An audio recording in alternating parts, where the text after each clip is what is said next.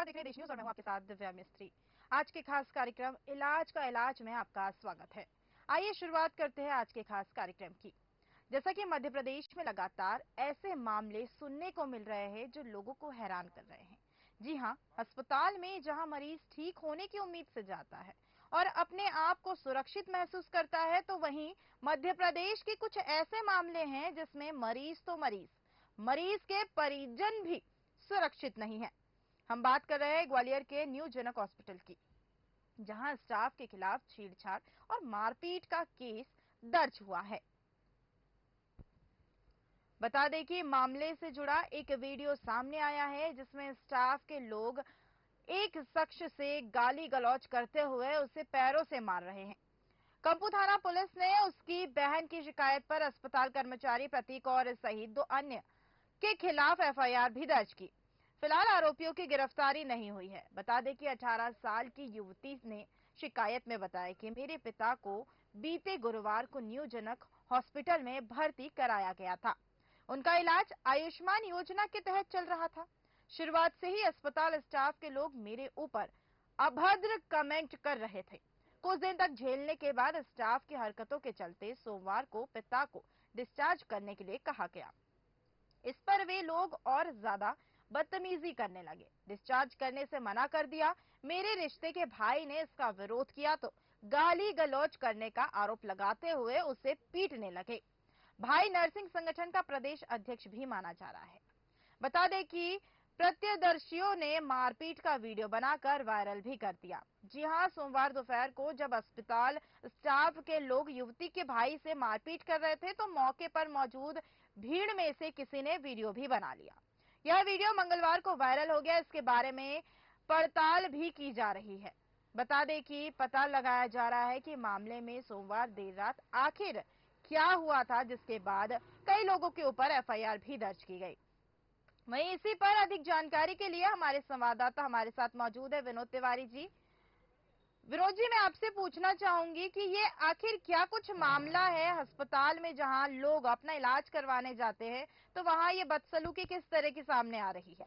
दिव्या जी, मैं आपको सबसे पहले बता दूं कि दो लोगों को भगवान, 2 रूप में भगवान को माना जाता है। एक वो जैसे मंदिर में पूजा जाता है और एक डॉक्टर होता है। जब हमारे यहाँ कोई किसी की बहुत ज्यादा तबीयत खराब होती है, हम डॉक्टर को लेके जाते हैं और डॉक्टर उसको बचाने की कोशिश करता है। तो जब कहा जाता है ये भगवान का दूसरा रूप है, इसने बचा लिया। लेकिन जिस तरह की खबरें ये डॉक्टरों के बारे में मिल रही है, मारपीट की और इस तरह की गुंडागर्दी की, काफी शर्मनाक है।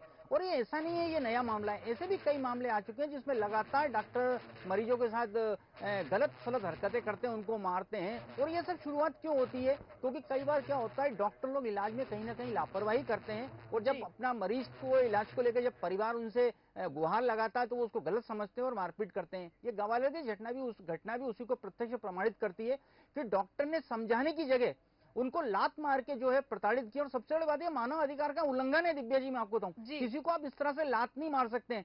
लेकिन मैं आपको बताऊं, उस व्यक्ति का धन्यवाद जिसने ये वीडियो वायरल किया। कम से कम इससे जागरूक लोग हैं जिनने इस हॉस्पिटल की हकीकत को सामने तो लाने की कोशिश करी। लेकिन अब सवाल उठता है कि क्या प्रशासन इसके खिलाफ कोई कठोर कार्रवाई करेगा? आखिर यह हॉस्पिटल किसका है? वो कौन व्यक्ति है जो जनक हॉस्पिटल चलाता है? ये कौन डॉक्टर है जिसने इस तरह से मानव अधिकार का उल्लंघन किया? और आप देखेंगे साफ साफ दिख रहा है, लात मार के बाहर कर रहा है।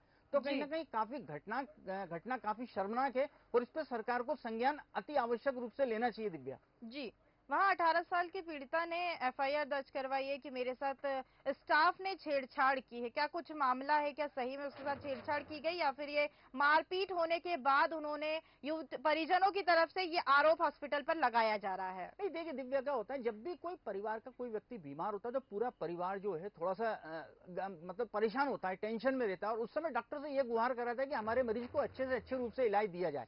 डॉक्टर इलाज करते हैं, इसमें कोई दोहरान, लेकिन कुछ डॉक्टर ऐसे हैं जो इलाज के नाम पे गुंडागर्दी करते हैं।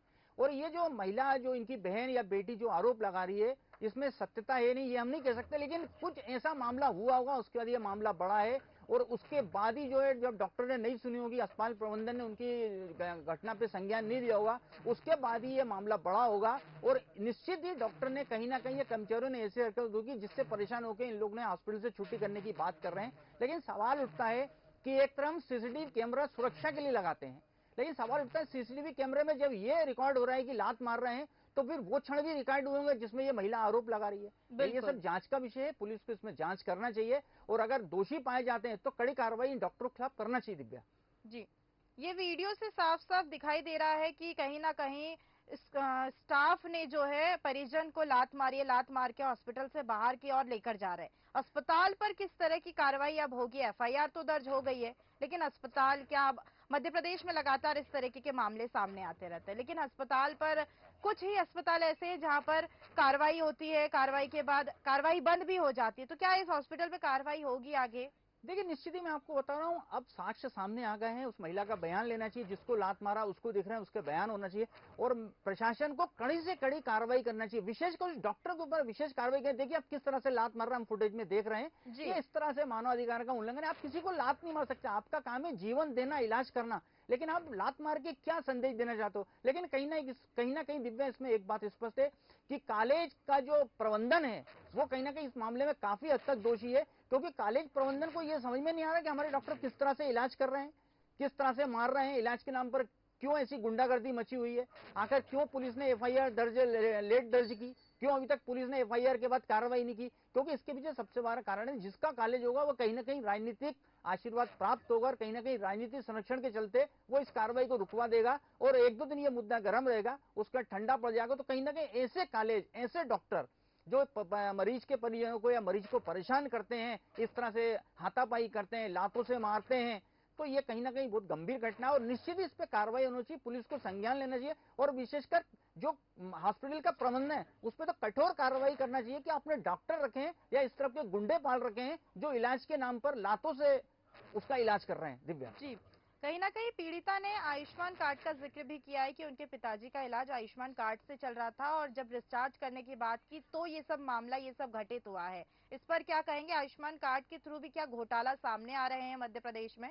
देखिए दिव्या, मैं आपको बता दूं, आयुष्मान घोटाले को लेकर कुछ समय पहले बहुत बड़ा घोटाला सामने आया था। मध्य प्रदेश भोपाल की राजधानी है, उसमें कई हॉस्पिटल उसको ब्लॉक कर दिए गए थे। उसमें यही था कि डॉक्टरों ने बिना इलाज के पैसे ले लिए।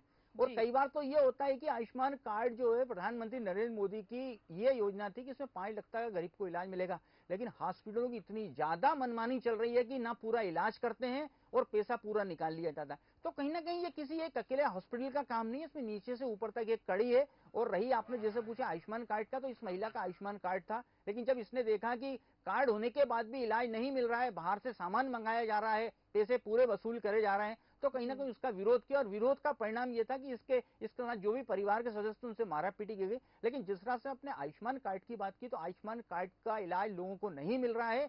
ये सरकारी योजना जरूर है, लेकिन डॉक्टर लोग और हॉस्पिटल प्रबंधन किस तरह चूना लगा रहे हैं किसी से छुपा नहीं है। अगर मैं भोपाल की बात करूं, भोपाल के हमीदिया हॉस्पिटल की कहानी को देख लीजिए आप। एक व्यक्ति जिसके हाथ में फ्रैक्चर था, 12 घंटे तक ओटी के सामने बैठा रहा, कोई सुनने वाला नहीं था। लगातार सुर्खियां बनी वो खबर, लेकिन उसके बाद भी उस खबर को सीधे से नकार दिया गया। वो आदमी परेशान हो रहा है। तो कहीं ना कहीं हालात जो है सुधरने का नाम ले रहे हैं। हालांकि मुख्यमंत्री शिवराज सिंह चौहान लगातार सुधार की कोशिश कर रहे हैं, लेकिन नीचे जो अधीनस्थ अधिकारी सीएमएचओ की बात करूं या ये हैं, इनको ये खबरों पे संज्ञान लेना चाहिए और कार्रवाई करना चाहिए, क्योंकि जब तक निचले अधिकारी सक्रिय नहीं होंगे ऐसी घटनाओं पे अंकुश नहीं लगेगा। दिव्या, आयुष्मान कार्ड के बारे में जिक्र किया है जैसा कि आपने भोपाल के, तो भोपाल के एक अस्पताल में भी बताया गया है कि आयुष्मान कार्ड ब्लॉक है। इस पर क्या कहेंगे? जी देखिए, छतरपुर के कुछ लोग आए थे। ये भोपाल के एक हॉस्पिटल का मामला है जहां उन सभी को इलाज के लिए बुलाया गया, लेकिन सभी के कार्ड ब्लॉक थे। उनका ये कहना था अगर ब्लॉक है तो आपके पास ऐसी तकनीकी होती है, आपके पास जानकारी होती है, आपका स्टाफ इतना सक्षम होता है कि ये पता कर ले कार्ड क्यों है, लेकिन उनने इलाज नहीं किया और वो सब काफी देर तक बैठे रहे, लेकिन उनको इलाज नहीं मिला। तो कहीं ना कहीं सवाल उठता है कि अगर आपने आयुष्मान कार्ड बना दिया, उसके पास कार्ड है, तो कार्ड तो जब ही बना होगा जब उसका कार्ड चालू होगा। बिल्कुल, सरकार का उद्देश्य तो उसको इलाज मुहैया कराने का है, लेकिन हॉस्पिटलों की मनमानी इतनी ज्यादा चल रही है कि कार्ड होने के बाद भी उस कार्ड को ब्लॉक बता दिया। और कई बार तो क्या होता है, आयुष्मान कार्ड के अंतर्गत जो भी इलाज होता है उसमें आपसे जो है जांच के नाम पे और दवा के नाम पे पैसे ले लिए जाए। उसमें यह कहा जाता है कि आपकी ये जो जांच लिखी गई है ये बाहर से होगी, या इसमें जो भी आपकी एक्स्ट्रा पट्टी वगैरह आएगी या जो भी कंज्यूमेबल आइटम जो आएगा वो बाहर से आपको लाना पड़ेगा। तो कहीं ना कहीं सवाल उठता है, अगर 5 लाख की योजना है, 2 लाख की योजना है, तो उसमें बाहर से सामान क्यों मंगाया जा रहा है? फिर गरीबों के उपचार की ये तो प्रथा रह ही नहीं गई ना। जी। तो मेरा सवाल ये है कि अगर आपने आयुष्मान कार्ड बनाया तो कम से कम इलाज तो दीजिए। वो गरीब जो बाहर से आया उसको कोई इलाज नहीं मिल रहा है, वो आयुष्मान कार्ड के भरोसे आया, तो जो उसमें है वो तो कीजिए। आपको डॉक्टर का भगवान का रूप माना जाता है डॉक्टर को, तो कम से कम आप वो कर्तव्य तो निभाइए, इस तरह से लाते तो ना मारे, क्योंकि मरीज जो पहले से ही परेशान है आपने उसको मारपीट के और परेशान कर लिया।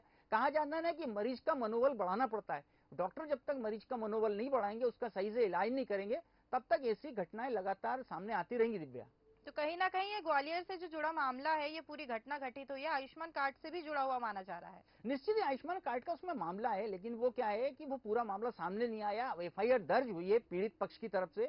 अब पुलिस वाले क्या कार्रवाई कर रहे हैं, ये भी एक संज्ञान का विषय है कि पुलिस वाले आखिर इतनी देर क्यों कर रहे हैं, जबकि साक्ष्य सामने आ गए हैं। ऐसे मामले को तो कोर्ट में पेश करना चाहिए। और सबसे बड़ी बात है, सबसे बड़ी कार्रवाई तो अस्पताल प्रबंधन के खिलाफ होना चाहिए कि उसने आखिर इस पर अभी तक क्यों संज्ञान नहीं लिया। अगर वो वास्तव में संज्ञान लेता तो ये मामला इतना तूल नहीं पकड़ता। भाई आपका काम इलाज देने का है, मारपीट करने का थोड़ी है। और सबसे बड़ी बात है, आपके यहाँ सीसीटीवी कैमरे लगे हुए हैं, क्या उसमें ये घटना नहीं आई होगी? सब कैद होगी, लेकिन सीसीटीवी कैमरे के जो फुटेज होते हैं उसको मैनेज कर लिया जाता है कि कहीं ना कहीं वो फुटेज ना दिखे। अगर महिला इन पे आरोप लगा रही है, हॉस्पिटल में सीसीटीवी फुटेज का आप बधाई देते हो, दुहाई देते हो हमारे यहाँ सीसीटीवी फुटेज लगे, तो उसमें चेक कीजिए ना आखिर ये सोशल मीडिया पे वायरल क्यों हुआ। क्योंकि जो वहां मौजूद होगा उसने सोचा होगा इस तरह से गलत हो रहा है। डॉक्टरों का काम मारना नहीं होता, बचाना होता है। जी। तो कहीं ना कहीं इस तरह के वीडियो सोशल मीडिया पे वायरल हो रहे हैं, उसके बाद सरकार को संज्ञान लेना चाहिए और दोषी है उस पर कड़ी से कड़ी कार्रवाई करना चाहिए। दिव्या जी, जैसे कि आपने कुछ टाइम पहले जिक्र किया था कि भोपाल के चिरायू अस्पताल में जो आयुष्मान कार्ड ब्लॉक हुए हैं, उसके बाद मरीजनों को, जो परिजन है या मरीज है जो इधर उधर भटक रहे थे आयुष्मान कार्ड के संज्ञान लेने के लिए कि आयुष्मान कार्ड आखिर ब्लॉक है या नहीं है, इस पर क्या बड़े किसी सीएमएचओ या किसी का कोई प्रतिक्रिया या बयान कुछ सामने आया है? देखिए दिव्या, क्या होता है जब ऐसी कोई घटना होती है तो जितने भी अधिकारी होते हैं, जो जिम्मेदार होते हैं, जिनको इस पे कार्रवाई करना चाहिए, वो इस समय मौन साध लेते हैं। कभी फोन नहीं उठाएंगे, कभी फोन स्विच ऑफ रहेगा, कभी फोन बिजी बताएगा। तो कई बार क्या होता है, ऐसी घटनाएं संज्ञान में आने के बाद भी आम लोगों के फोन वो नहीं उठाते। अब मान लीजिए कोई पीड़ित है, उसको इलाज नहीं मिल रहा है, उसने हॉस्पिटल में बात करी, डॉक्टर नहीं सुन रहा, उसको किसी ने सीएमएचओ का नंबर दे दिया, उसने सीएमएचओ को लगाया, लेकिन फोन नहीं उठाया जाता। तो कहीं ना कहीं बड़ी लापरवाही। भाई अगर आपको इस पद पे बिठाया गया है तो क्यों बिठाया गया है? आपको जनता की समस्याएं सुनना है, उसका इलाज करना है। और चूंकि ये सरकार की योजना है, वो पात्र है, उसको इलाज दिलाना है। लेकिन कहीं ना कहीं जो बड़े अधिकारी है वो भी फोन नहीं उठाते और सही तरह से जो है मरीज को रिस्पांस नहीं मिलता, और उसी कारण से मरीज परेशान होता है। और गरीब मजदूर होता है, उसको तो मालूम नहीं है क्या आगे की कार्रवाई करना है, वो तो एक कार्ड लेके पहुंच जाता है मेरा इलाज करना है। लेकिन जो अनजान है, जो गरीब है, जिनको वास्तव में इस योजना का लाभ मिलना चाहिए, वो परेशान होते थे, कोई सुनने वाला नहीं। और ऐसे ही जो बेचारे परेशान रहते हैं वो प्राइवेट हॉस्पिटल की शरण में चले जाते हैं और वहां उनसे जमकर पैसा वसूला जाता है। और इलाज के नाम पे आप देख रहे हैं क्या होता है, सामने दिख रहा है। दिव्या, बिल्कुल बिल्कुल, ग्वालियर के ये न्यूजनक हॉस्पिटल में हो सकता हो कि पहले भी इस तरीके का मामला कोई देखने को मिला हो, लेकिन किसी ने आवाज नहीं उठाई हो। नहीं देखिए दिव्या, मैं आपको कहूँ ऐसे कई मामले सामने आते हैं। अब मैंने आपको पहले भी बोला था, मैं बोल रहा हूँ, आप बताते हैं हमने पूरे हॉस्पिटल को सीसीटीवी कैमरे से लेस किया हुआ है, तो आखिर ये घटनाएं क्यों निकल के नहीं आती हैं? आखिर अस्पताल प्रबंधन जब रोज अपना यूनिट चेक करता है, पूरे कर्मचारियों की उपस्थिति चेक करते हैं, तो आपका फर्ज बनता है आप सीसीटीवी कैमरा भी चेक करें। बिल्कुल, कि उसमें किसी ने मारा पीटी तो नहीं हुई है। लेकिन क्यों चेक करने, मतलब ये कुल मिला के अस्पताल प्रबंधन जो होता है उसमें बराबर का दोषी है। अस्पताल प्रबंधन अगर ऐसे गुंडे डॉक्टर रखेगा तो इलाज कहां से मिलेगा? इस तरह का इलाज मिलेगा, कहीं लातों से मिलेगा, कहीं हाथों से मिलेगा। तो कहीं ना कहीं इसमें पूरी जवाबदारी अस्पताल प्रबंधन की है। और मैं तो आपसे ये बोलूंगा कि अस्पताल प्रबंधन को कड़ी कार्रवाई करना चाहिए, ऐसे डॉक्टरों को सबक देना चाहिए, ऐसे डॉक्टरों की डिग्री पे प्रश्न चिन्ह लग जाना चाहिए, ताकि वो कहीं इलाज ना कर सके। क्या होगा, इन पे कार्रवाई होगी तो आने वाला जो डॉक्टर होगा भावी, वो सोच समझ के इलाज करेगा, क्योंकि डॉक्टर का काम इलाज देना है, इस तरह मारना नहीं है। दिव्या, जी जी बिल्कुल, तमाम जानकारी साझा करने के लिए विनोद जी बहुत बहुत शुक्रिया। धन्यवाद। जैसा कि ग्वालियर की हमने बात बताई है, न्यूजनक हॉस्पिटल में इस तरीके का मामला सामने आया है जहां पर परिजन के साथ मारपीट के साथ साथ महिला पीड़िता के साथ छेड़छाड़ किया गया। तो इस तरीके का केस भोपाल हो या मध्य प्रदेश के हर जिले में, ग्वालियर की बात करें तो ग्वालियर में इस तरीके का वीडियो आया जिसके बाद हड़कंप मच गया है, जिसमें स्टाफ के कुछ लोग एक शख्स से गाली गलौज करते हुए नजर आ रहे हैं। अब पुलिस ने इस मामले पर शिकायत तो दर्ज कर ली है, साथ ही साथ एफआईआर भी दर्ज की है। फिलहाल आरोपियों की गिरफ्तारी नहीं हुई है। मध्य प्रदेश में इस तरह के मामले लगातार सामने आ रहे हैं। बात करें आयुष्मान कार्ड की, तो आयुष्मान कार्ड पे भी कुछ सवाल खड़े किए जा रहे हैं कि आयुष्मान कार्ड अलग ब्लॉक होते हैं, तो क्या अस्पताल इससे संज्ञान क्यों नहीं लेता है? तो आज एक अस्पताल की पोल खुलती हुई दिखाई दी। साथ ही क्या यह सब हमेशा जारी रहे, यह तो सोचने वाली बात हो, लेकिन इस तरह की घटना समाज में होती रही तो यकीनन अस्पताल के ऊपर से भरोसा ही उठ जाएगा और शायद लोग अपने इलाज के लिए अस्पताल जाने से भी डरे। फिलहाल देखते हैं अस्पताल पर किस तरह की कार्रवाई होती है। फिलहाल इलाज का इलाज कार्यक्रम में इतना ही। और अधिक इसी तरह की घटना से रूबरू होने के लिए बने रहिए देश न्यूज के साथ। नमस्कार।